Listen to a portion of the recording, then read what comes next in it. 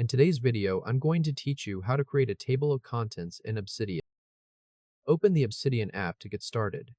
This walkthrough assumes the app is already installed and ready to use. Once Obsidian is open, go to the bottom left corner and click the gear icon. That opens the settings area, where you can turn built-in features on and off. In the left sidebar, click Core Plugins. This section lists the core tools available inside Obsidian. Find the plugin called Outline, then click the toggle to turn it on.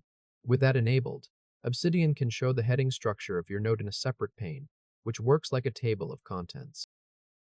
Now open a note that already has headings in it. For this demo, the note is called Project Research.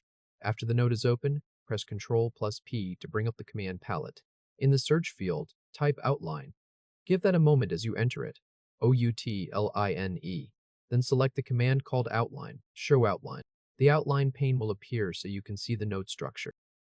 Click any heading in the outline pane to jump straight to that section of the note. In this example, click Timeline. As soon as you select it, Obsidian scrolls directly to that heading in the document. Next, click and hold a heading in the outline pane. Use Open Questions for this part. Drag it upward until it sits above Resources, then Release. This reorders the heading from the pane itself. In the note, confirm that the heading moved to the new spot, and that all of the content under that heading moved with it. Now click and drag the Outline tab at the top of the pane over to the right sidebar area. Then release it there.